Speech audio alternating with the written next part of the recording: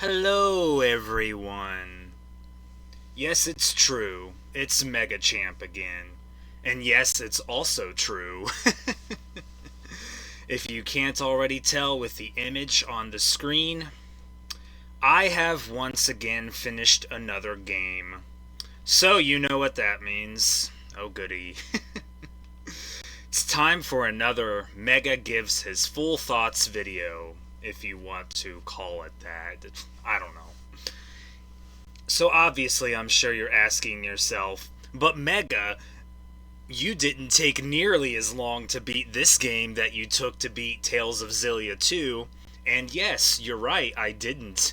It practically took me twice as long to beat Tales of Xillia 2 that it took me to beat this game. As far as why, well,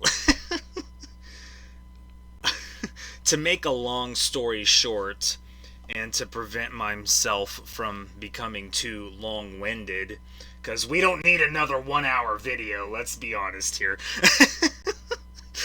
I am between jobs right now, so that's the first reason. The second reason, well, too long didn't read. I've been playing my games, my gaming backlog, whatever you want to call it, pretty much every day, for the most part at least. Sometimes I'll miss a day here or there, or a couple of days, depending on situations and so on and so forth, but due to certain things and certain decisions and certain people who shouldn't be back being back, I've made a previous video about this. Yeah, I've pretty much been playing my gaming backlog mostly every day. So that's pretty much why it didn't take me nearly as long to beat Persona 5 Strikers. That's really all you need to know. And that's all I'm going to say about it, because we don't need a 1 hour video. I guess when I have a lot to say, I have a lot to say. So to hopefully prevent another 1 hour video, let's go ahead and get started. As always, as per normal, as per usual, I will be talking about 5 things, again, which is what I've done for the last couple of videos that I've done for this. The story of the game, the characters of the game, the world of the game, as in where the game takes place, the graphics, and the gameplay. And honestly, there's not really a lot to say about Persona 5 Strikers, so you can breathe a sigh of relief. It shouldn't hopefully be a 1 hour video. So let's start off with the story of Persona 5 Strikers. Honestly, there's not really much to say about the story of this game. It's pretty similar to Persona 5, honestly. So if you've played Persona 5, it's kind of similar to that game. It is different, obviously, and I'll try my best to not give too many spoilers for the game, but there is a possibility of spoilers, so just be aware of that. I'll try to give a warning if I do something like that, but you'll have to forgive me if I forget. I'm not perfect at this, in case you couldn't already tell. But the story is pretty similar to Persona 5. The only real difference is the gimmick, I guess, quote-unquote. Instead of palaces, it's jails. I mean, honestly, all you really have to do or know about the story of this game is to go watch my stream that I did for it, that I exported to YouTube, because Twitch doesn't keep stuff longer than 7 days now, so it's probably already gone, but that's why I upload my Twitch stuff to YouTube. Well, it's one of the reasons, and I don't really have as many Twitch stuff that I do YouTube stuff, so anyway, the point is, all you really have to do or know about the story of this game, in all brutal honesty, and and this isn't necessarily a good thing or a bad thing for that matter, is to go watch my stream that I did for Persona 5 Strikers, and that's pretty much the story for the whole game. Is that a good thing? Is that a bad thing? that's up to you, honestly. I mean, the game literally really is and honestly is a fusion between Persona 5 and Kingdom Hearts. It's a Warriors game. Dynasty Warriors, I think that's short for. There are like Fire Emblem games that have the same concept, and even a Zelda game that have the Warriors concept, so it's kind of similar to those games. So I guess that's actually technically the style of game that it is. But it more reminded me of Kingdom Hearts in terms of how the game actually was in terms of the action style of it. But the story is basically the same as Persona 5, except with jails as the gimmick. And the other thing or really the only other thing you really need to know about Persona 5 Strikers in terms of its story, it's not that much of a spoiler, honestly, because you saw a little of it when I did my stream, and that is the fact that the main sort of theme, or the overall theme, I suppose, of Persona 5 Strikers is AI, and if for whatever reason you don't know what that stands for, it stands for artificial intelligence, which is... I don't know if I'm having really weird or bizarre or ironic timing when I play these games finally, but it was definitely the case for Persona 5 Strikers in terms of its story, because AI is actually a relevant topic right now in the news. If you keep up with it, I don't really watch the news, but you get my point. If you keep up with stuff going on, I mean, it's not hard to. I'm on enough Discord servers to keep up with ongoing real life news, and sometimes it's it's right there in your face when you go on the internet, depending on what your homepage is, unless your homepage is just the Google homepage, but it's just the Google web search. But for the most part, AI is pretty relevant in the news right now.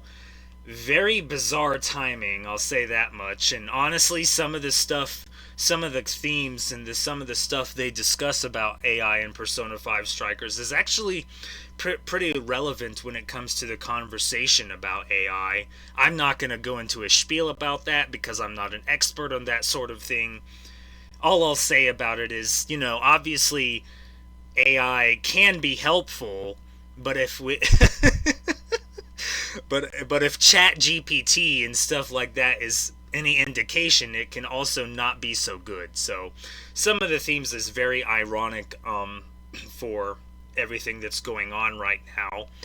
I don't know if I don't know if this is just very bizarre timing or just a very bizarre coincidence, but take that however you want. But that's pretty much all you need to know about Persona 5 Strikers. It's basically Persona 5 except with jails and an action like gameplay, and AI is basically the overall theme. But for the most part, it's Persona 5 again. I mean, it is a sequel, so I don't really know what it is or was that I was expecting, or what it is or was that anyone who played this game was expecting. I mean, is the game as good as Persona 5? Well, if you want me to give a brutal answer, and I am giving my full thoughts, that's kind of the point. The answer is obviously no, but at the same time, it is kind of a little unfair to compare this game to the original Persona 5. But it is what it is. It's still a fun game. But that's really all you need to know about the story, honestly. The characters of the game, nothing to really say here. The same characters from Persona 5. The extra character from Persona 5 Royal, which I did not play and probably will not play. Sorry, I don't play the extra Persona games. I didn't play Golden. I didn't play Persona 3 Portable. That's Persona 4 Golden. And I didn't play Persona 5 Royal, so that's my decision. Everyone is going to be different at the end of the day. But the Persona 5 Royal character is not in this game. So technically speaking, it's a direct sequel to the original Persona 5 and not Royal. It has some things from Persona 5 Royal, according to the guide I used anyway. So it has some things from it, but the extra female character from Persona 5 Royal is not in this game. I don't really know if that's going to determine whether you play it or not. It shouldn't, but everyone's going to make their own decisions at the end of the day, clearly. But honestly, it was for the best as far as I am personally concerned. And again, that's literally only me, but and it's obviously a good thing because I only played the original Persona 5, but for the most part the characters are all the same. There are two new ones, new additional ones, whatever wording you want to use. They're on the screen right here. This one, it's kind of hard to see, but this guy in the background is the other new one. Those are the only two new quote-unquote new characters.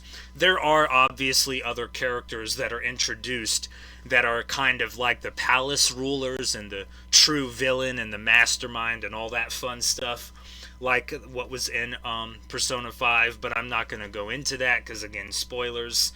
By the way, this character is the AI character, but there's another one too, but again, spoilers. So there's not much to really say about the characters. If you're expecting major character depth or character development in this game, I'm sorry you're not going to get it. I'm not saying that's a good thing or a bad thing. Most of the character development for the Persona 5 characters is in Persona 5.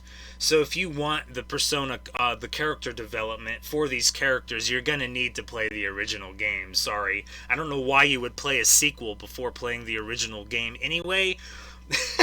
Who knows anymore, but I mean, what I will say about the character stuff in this game is it does give some new in-depth stuff. Not a lot of new in-depth stuff, honestly. Haru, this character, the one with the axe, Noir, Beauty Thief, whatever name you want to give her. I don't remember what confidant or social link she had, but the character that has the new element, Psychic, does actually give her a bit more character development in this game than in Persona 5, honestly, when she wasn't really given a whole lot, except something really tragic that happened, which is another spoiler, which I'm trying to avoid in case you want to play Persona 5. A lot of people already have, but some obviously haven't. So it does give Haru a bit more an extra character development in this game that is honestly probably better than the original Persona 5, but other than that, there's nothing massive in terms of character development, other than the new ones, obviously, and the new AI character is called Sophia, or her code name, which is Sophie, and the other one is Zenkichi, aka Wolf. But most of the character development is honestly for the new characters. In other words, for Sophie, Sophia, and Zenkichi / Wolf. So that's where most of the character development lies. I mean, if you're going to introduce new characters, then that's probably where most of the character development should be. Again, like I said, I don't know why you would play a sequel before the original. Nothing too massive in terms of character development for the original Persona 5 characters. If you want to say that's a bad thing, I guess that's understandable, but you're not going to get anything too massive that they didn't already kind of do and accomplish from the original Persona 5 game, so it is what it is, I guess, but for the most part, you know, the characters are pretty much the same and normal for the most part, obviously, so not much else to say about the characters other than the new ones and the new villains, of course, but, you know, it's pretty much the same stuff from the first Persona 5 game, and in a way, I guess that's a bad thing, but, you know, they're not gonna stray too far from what worked initially, but I may go into that further here in a bit, but we'll move on to the world of Persona 5 Strikers, which for the most part, is the same as Persona 5. You start in Shibuya.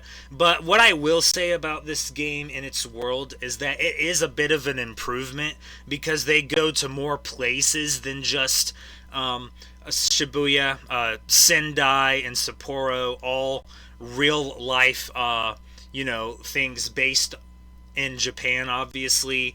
Kyoto, Osaka, Okinawa. I think that's literally everything, but they go to other in real life Japan locations that I'm sure they, actually went to so they could actually do it correctly. So they actually do show some new areas in Persona 5 that weren't in the original because you kind of just stayed in Shibuya and Shinjuku, I think, maybe a little. But basically, it's all of Japan almost for the most part, or a lot of areas in Japan that are well known, I guess, or some areas that aren't so well known, I guess, because they don't really do stuff on Sendai and Sapporo, I guess. I don't know, I don't play a lot of other JRPGs, but basically they go to other locations, and even though the locations are small, most of it is just, the jails and the exploration of those. It actually was kind of a quote unquote breath of fresh air, so to speak. But it is what it is. It's not like the areas were massive, and I know I haven't gotten to it already, but I'll go ahead and say it here. Social links are not in this game. They do bring up social links, confidants, whatever you want to call it, but they're not in this game. There is a bond mechanic and a new kind of bond mechanic for the battles, which is what you're going to be doing most of the time. But there are no social links in this game. I don't think that's necessarily a bad thing. There's still bond stuff, just not like social links. But it is what it is, I guess. But at least they showed some new stuff and other areas in Japan other than where the original Persona 5 took place, which is obviously Shibuya. So I was they definitely do a lot off of that. I'll tell you that. But hopefully I'll get to that game, the pipe dream that became reality for me, later this year. Hopefully. Maybe. Time will tell. Anyway, but at least they showed some new stuff, and it was nice. I'll give it that much, and every place was different with different items and stuff and different things, but for the most part, it wasn't that massive. I mean, again, it's a Warriors game, so I don't know if that's normal. I'm assuming it is. This is my first Warriors game that I've literally ever played. Not sure if I probably haven't said that before now, but yes, this is the first Warriors game that I've played ever. I didn't play the Fire Emblem ones. I didn't play the Zelda ones because I'm not a fan of those two franchises. I'm sorry, I'm just not. No Tears of the Kingdom for me, but have fun with that. Wow, I'm going off on a tangent. Sorry. Anyway, the point is, it's my first Warriors game, and I don't know if that's how Warriors games are like. Probably not. It's mostly just Warriors fighting, I guess. I don't know. But I'm assuming that's what all Warriors games are like for the most part, but I don't know. You can educate me if you feel the need to, or feel I should be educated on the Warriors like games, but oh well. Obviously that's the main three, and the final two are the things I'm clearly no expert on, which is of course graphics and gameplay. Graphics, it's pretty much the same as Persona 5, maybe a bit better in other many respects. I didn't play Persona 5 Royal, so maybe it's similar to that, but it was fine for what it was. It was a PlayStation 4 game that came out in the pandemic, which is 2020. I I mean, I thought they were fine. I mean, I always liked the anime cutscenes. The graphics were fine for what they were for a Warriors game and a PlayStation 4 game. Pretty decent for the most part. Nothing else to really say. I'm not a graphics expert, clearly. Don't know, that was kind of obvious as well, but they were good for what this game was and what it was supposed to be. It worked. I guess that's really all that matters in the end. Finally, gameplay. Honestly, the gameplay is pretty fun. Like I said earlier, most of the gameplay was what you saw from what I did the stream of it. That's still on my YouTube. Go back and watch that.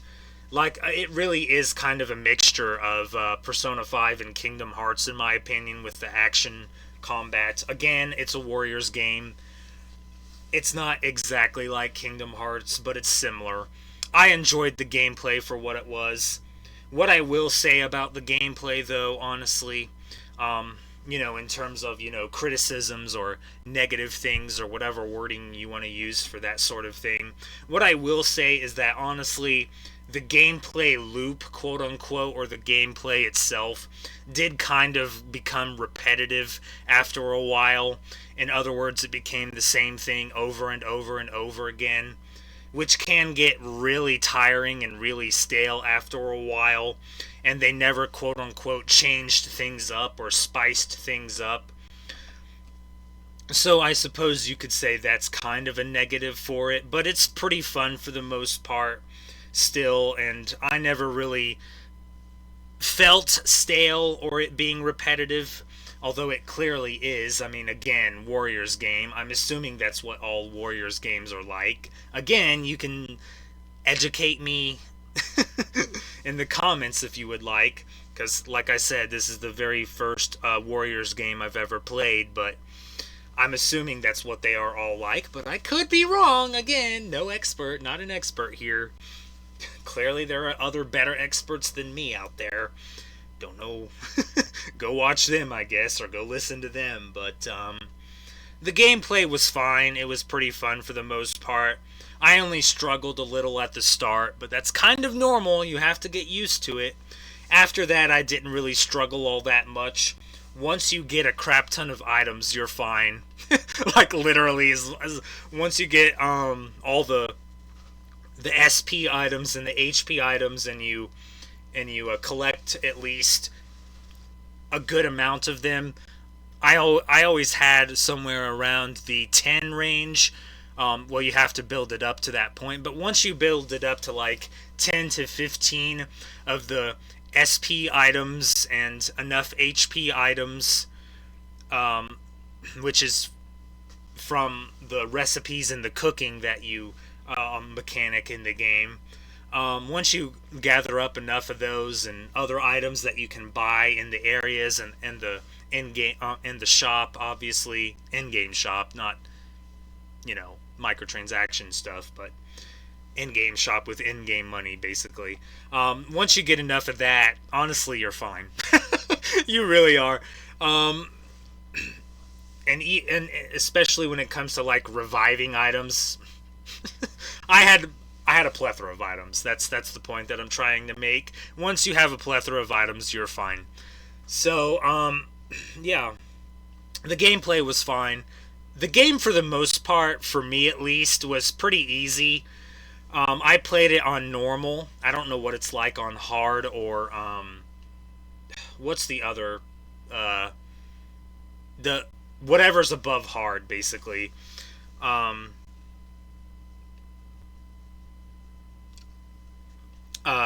can't think of the word for it, but there's a trophy for playing it on the hardest difficulty, but I only played it on normal because that's what I play games on, unless it's too hard, and then I'll play it on easy, but those are exceptions because it's too hard, and some games don't have difficulty settings, but I personally played it on normal. I didn't really struggle all that much except at the beginning, because it's the beginning, and you have to get used to things, but as long as you dodge attacks and use enemy weaknesses, and use all the characters and have a plethora of items, yeah, you're fine. You are literally fine. There's really nothing else for me to say about that. So, the gameplay was fun for what it was, and for the most part, yeah, this is a pretty decent sequel to Persona 5, honestly. I mean, it's basically the same themes from Persona 5, which is unfortunate, and another sort of negative slash criticism slash whatever you want to call it is that it's the same themes, and like the first person you have to deal with in the jail is kind of connected to Anne, and then the second person is connected to Yusuke, so it kind of goes in the same order. After that, though, it's the third one is Haru, so that's when she gets her better character development than Persona 5, and none of the other characters get anything else for the most part, other than obviously the AI character and Sophia, and the new character Zenkichi Wolf. Other than that, there none of the other characters get someone that they're connected to except for the first couple of jails. So it's pretty much the same theme as Persona 5, the 7 deadly sins, lust, greed, wrath, envy, that stuff. It would have been nice if they had done something different, but it's a sequel to a game, so you're not really going to get anything too massively different from what worked initially, I guess. But it is what it is. It was a fine sequel for Persona 5, honestly. A lot of fun. Different gimmick, different thing for the most part. But, it was good for what it was meant to do, which was give people more Persona 5 content. Not sure why we have to wait 10 years for the next Persona now, but I guess we have to, unless they reveal it soon, with rumors of a PlayStation showcase in a couple weeks, but I wouldn't expect it there, but I guess you never know. It would be nice, but wow, I just go off on tangents, don't I? But the point is that it's a pretty decent. I think it's a fine sequel for Persona 5. Nothing is perfect, obviously, clearly, but it works for what it's supposed to do, so that's the point that I'm trying to make. So yeah, overall, story is pretty decent for the most part, same as Persona 5, except with jails and a couple of new characters. Character development is nothing massive except for the new characters in Haru. World is fine with a bit of growth and of exploration of other areas, even though they're small. I mean, it is a Warriors game, so you're going to spend most of your time battling anyway. Graphics worked for what the game was supposed to do and accomplish. Gameplay was fine, if a little constantly repetitive. But for the most part, I enjoyed it. Is it better than Persona 5 or Persona 5 Royal, even though I didn't play Persona 5 Royal? So let's just say Persona 5 for the example of for the need of this video, basically. Is it better than Persona 5? No. Persona 5 is unbelievably amazing. Go play it if you haven't, or go replay it, I guess. It did win one of my personal game of the years for when I played it. I don't know when that was. This was back when I didn't have as massive of a backlog as I do now, so it may have been around the year that it came out, or maybe the year after, but it did win my personal game of the year sometime in the past, but mostly because nothing else really really stood out enough to really, challenge it or beat it, similar to other games. But the point is, this game is not as good as Persona 5, but it still works for what it accomplishes, and it still does some pretty decent things, and gives some pretty thought-provoking things about AI, especially with it being in the news recently. Again, very ironic and very bizarre circumstances. I seem to be playing these games with interesting themes right when they become relevant. Don't know if that's going to continue. Somehow I doubt it, considering the game that the other game that I started playing. But it's a decent game for the most part. At least I think it is. But everyone's opinion is going to be different at the end of the day. So Overall, if I had to give this game a score, I'd probably give it an 8 out of 10. Persona 5 would probably be a 9 out of 10, so it would have to be an 8 out of 10 for this game. Decent for the most part. Does have a couple of things that you can criticize it for, but it works for what it's supposed to accomplish, which I guess is more Persona 5 content, as they stall. I mean, that's what they're doing. They're stalling. So, yeah, it works for what it's supposed to accomplish. I guess that's all that really matters. Decent sequel to Persona 5 for the most part. So if you like Warriors games, if you like Persona, if you like Kingdom Hearts, then this is definitely a game you should try and play. I wouldn't play this game first because it does give spoilers for what happens in Persona 5. Play the first game first, obviously, but do whatever you want at the end of the day, I suppose. But yeah, decent game for the most part. So yeah, that's Persona 5 Strikers for you. Not much to say other than that, I guess. I have already started the next game in my backlog. What's the next game in my backlog? You know that Simpsons meme? I don't watch The Simpsons. But you know that Simpsons meme with the kid in the car and he's laughing? Or it says Chuck, he's laughing and he says, "I'm in danger." That describes what game I have already started playing to a T. So to speak, I guess.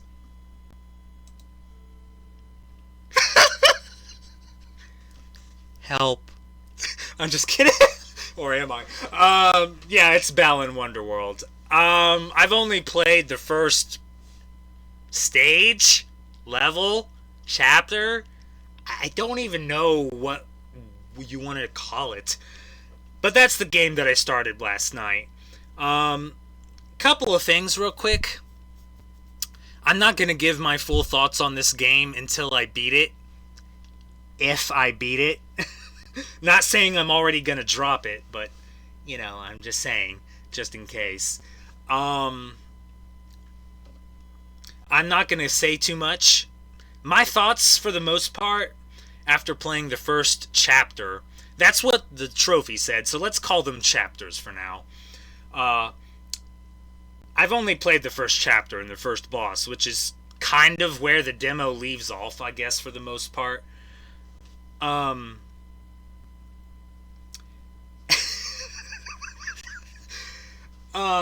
Let me just put it this way.